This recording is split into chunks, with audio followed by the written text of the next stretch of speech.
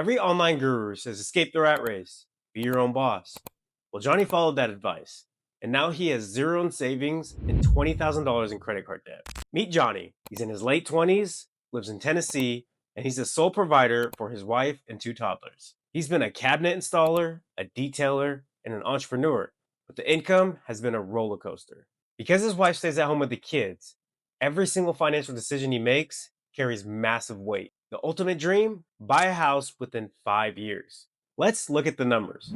Johnny makes between $30,000 and $60,000 a year.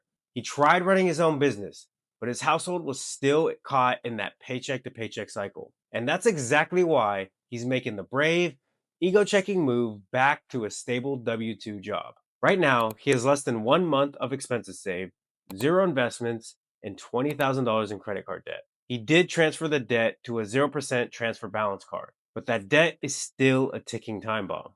His net worth is sitting between $0 and $25,000. You can tell that this is not just a debt problem, it's a stability problem. Johnny didn't get here by being lazy. Right after high school, he was financially disciplined. He started investing early, he started saving, and he avoided debt. After he got married, there was a shift. He left a secure $70,000 desk job to chase commission sales. And when that didn't work out, he had to empty his investments and his savings accounts just to survive. He launched a detailing business, worked two jobs, and he hustled hard.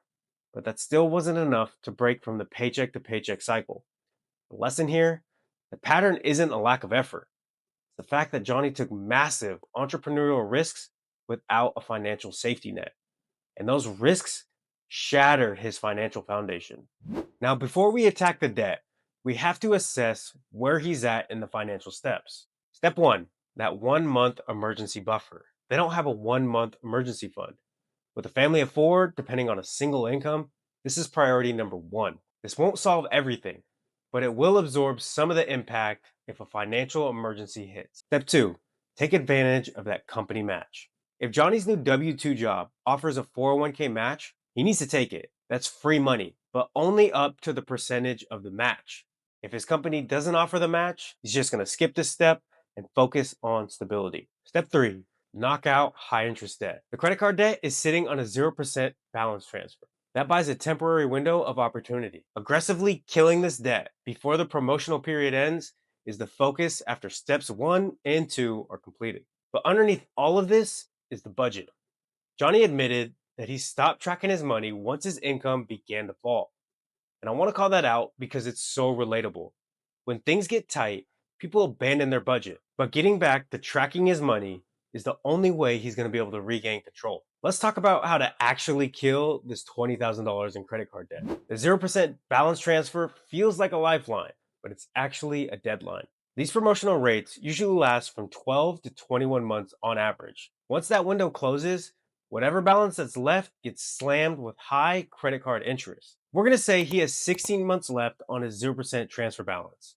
So $20,000 divided by 16 months comes out to be $1,250. He's got to find a way to increase his income about $1,300 in order to reach that target. To get that, he's going to need margin. And there are only two levers you can pull. Either increase your income, cut your expenses. And with a family of four, you can only cut your expenses so far. So the better option here is increasing your income. Now I've come up with three options. Option one, overtime. This is the highest priority. If your new W 2 job offers overtime, take it.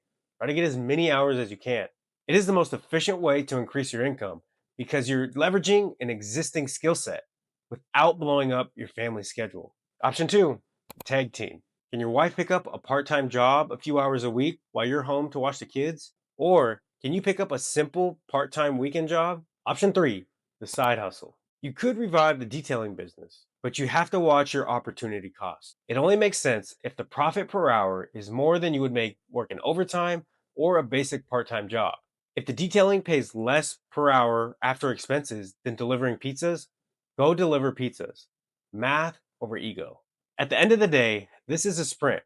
You're compressing a massive amount of effort into a 16-month window to erase your debt and rebuild your stability. You're not going to have to live at this intensity forever. You're sacrificing now so you never have to be in this position again. Once that $20,000 is gone, the game changes. You shift from debt payoff mode directly into building that fully funded emergency fund. Because Johnny's household has a single income with kids, the risk is simply higher. One layoff, and that impacts the system immediately. That means your new target isn't a 1-month emergency buffer. It's a rock solid 6-month emergency fund. Once that 6-month shield is up, we start the wealth engine. This is where we balance investing long term with saving for that house. From a career standpoint, the W-2 job remains the anchor. If you want to keep the detailing business alive as a side hustle, do it. Eventually, it could be the path back to full-time entrepreneurship, but only when the financial foundation is strong enough to hold the weight.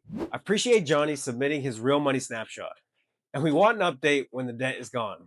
If you'd like me to review your financial situation like we did for Johnny, click the link in the description.